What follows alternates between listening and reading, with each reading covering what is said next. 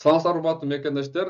Бүгүн биздин кезектеги видеобуз акыркы убакта трудовой договор деген, официальный трудовой договор деген нерсе аябай керек болуп атат. Көп жерде сотрудники полиция токтоткондо алар сурап жатат, регистрациядан мурун трудовой договор сурап жатышат да. Эмнеге дегенде, эгер трудовой договор официальный болсо, бул сиздин Россиянын территориясында жашаганга эң чоң негиз болуп бериши мүмкүн. Тагыраак айтканда 3 айдан кийин узартканда дагы аябай керек болот. Жана сиздердин эгер штраф болуп кийин иск жазып обжалование жасасаңыздар дагы трудовой договор сиздерге чоң жардам болот. Андан сырткары трудовой договор жоктор эмне кылат? Мисалы үчүн бүгүн таксисттер бар. Аларда официальный иштебейт, алар таксопарк аркылуу эле через приложение иштешет. Ошондой эле нянкалар бар. Ошондой эле домработниктер болуп иштегендер бар, сиделкалар бар.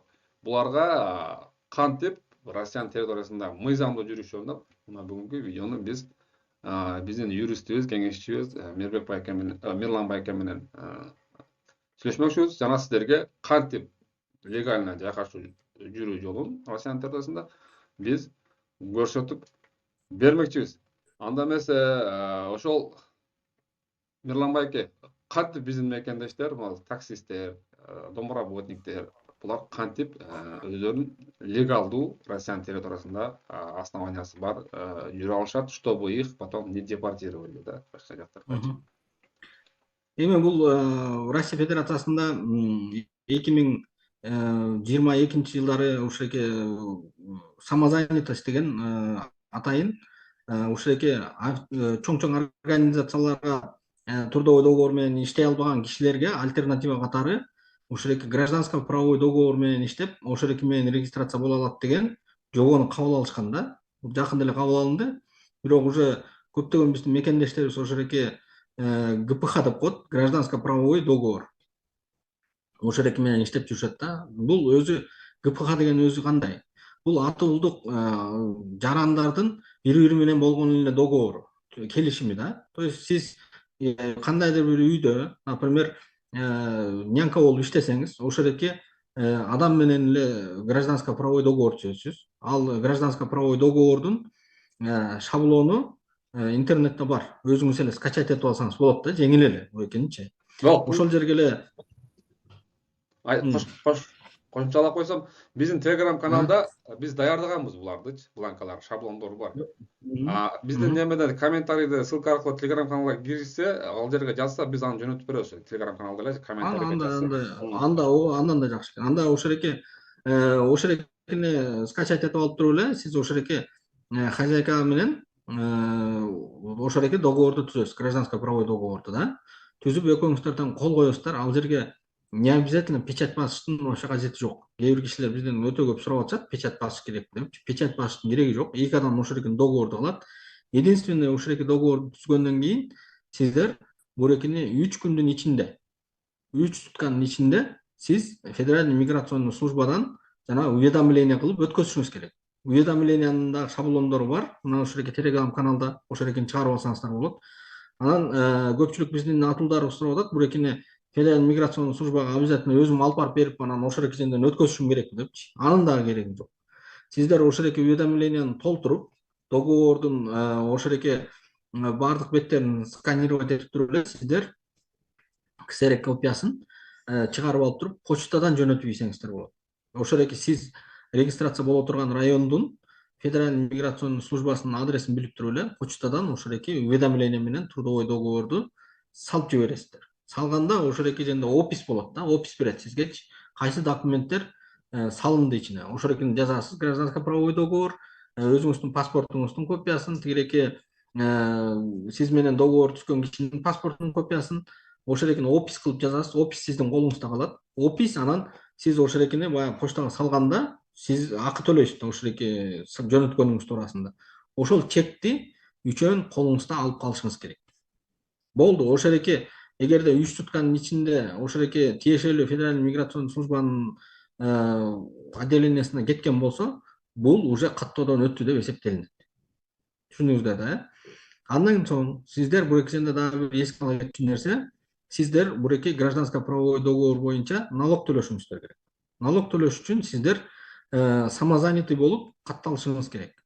самозанятый болуп катталыштар өтө жөнөкөй. Бул любой ошол эки МФЦга барсаңыздар, ошол жерден самозанятый кылып сизди каттап берет. Ошол жерде соответствующий арыздары бар.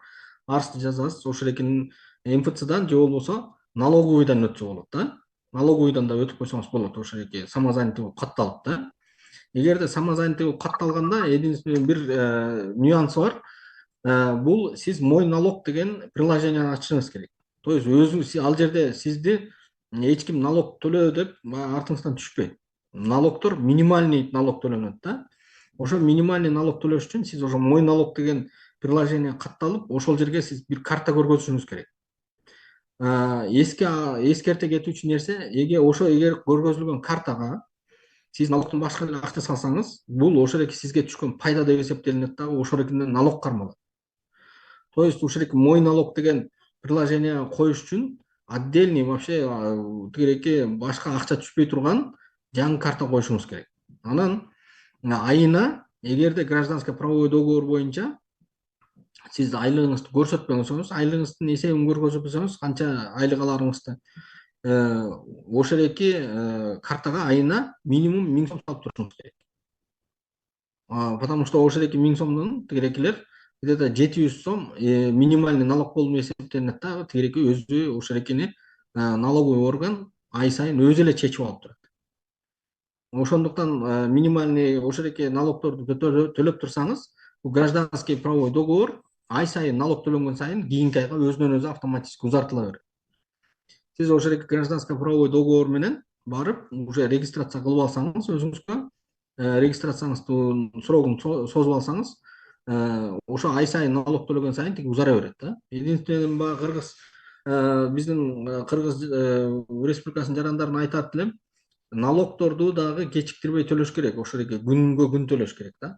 Анткени сиз налогду канча кечиктирсеңиз, автоматически тигиреки сиздин гражданский правовой договордун срогу токтоп калат да, ошону менен сиз регистрациядан чыгып кетесиз.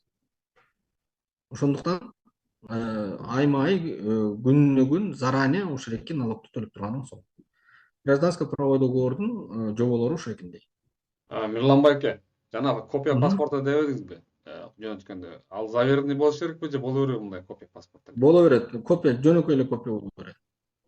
Копия паспорта неме ошол гражданско правовой договор, и дагы эмне? Документ, ошо эки документ. И уведомление, уведомление, гражданско правовой договор, өзүңүздүн паспортуңуздун копиясы. Единственный дагы бир, кстати, айта кетейин, ушул жерден баса көргөзүп, эгерде сиз загранпаспорт менен кирсеңиз, копия перевод паспорт болуш керек. Түшүндүңүздөр, эгерде IT карта менен кирсеңиз, анда кереги жок. Эгерде загранпаспорт менен кирсеңиз, ошол эки переводунун копиясы керек. Копиясы керек. Копиясы. Анан хозяиндин паспортунун копиясы. Ну, ошо неме договор кылган адам, физлицо. Физлицо эмес. Подтверждение болуш керек да, установление личности болуш керек да. Ушул экилерди почтадан эле салып бересиздер. И обязательно ошол экисинен почтадан салганда квитанция берет, квитанциясын, описти, анан баягы гражданско правовой договордун бир копиясы өзүңүздүн колуңузда болуш керек. Все, отлично. Мына мекендештер, шаблондор биздин Telegram каналда бар, биздин комментарийде ссылкада аркылуу кирип аны алсаңыздар болот. Жана Мирлан байка азыр айтып кетти, ошол как бы хозяин депчи, ошол обязательно РФ гражданин болуш керекпи же кыргыз менен кыргыз болсо деле боло берет? Жок, кыргыз гражданин менен кыргыз гражданин болбойт. Негизи, жок, кыргыз граждандары болот деп, башка иностранный гражданин дагы ошо ГПХга болот деп чыккан, бирок ал кыргыз гражданы Россия Федерациясында үй болуш керек да. Ушундай деген өзгөрүүлөр кирди быйыл ага. Иностранный гражданин. Эми азыр мекендештерге айтып коелубуз, лучше хозяйкаңар менен эле кылгыла. Эми азыр кыргыз немелер менен де юре бар деп атат, но де факто кандай болот, Кудай билет да. Мыйзамдар кандай иштешин да билебиз. Анан бизди угуп алып, силер жанагыдай видеодо айттыңар эле, анан менин ипотека бар, эжемдин гражданский правовой договор кылдык, анан бул болбой атат деген суроолор көбөйүшү мүмкүн да. Ошону болбош үчүн де юре ушундай, бирок де факто башкача болушу мүмкүн. Хозяйкаңар менен, орус гражданы менен договор түзүңүздөр сөзсүз. Ошол жерге там домработниктер, дворниктер түзүп койсоңуздар болот. Физлицо жанагындай как его, заверенный печать юрист кереги жок бул договоргочу. Дагы бир айтып кетели. Ошол урматтуу мекендештер биздин кыска видеобузду аяктады.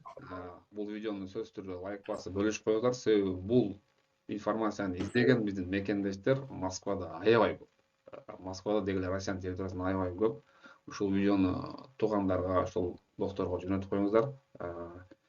Мүмкүн болушунча официалдуу жүргөнгө аракет кылыңыздар. Бул ошол, эгер сиз официально иштей берсеңиз, сиз үчүн бул единственный вариант да. Гражданский правовой договор единственный вариант. Ошондуктан бул видео сөзсүз көп лайк жана көп просмотр алышын биз каалайт элек, себеби өтө пайдалуу. Рахмат.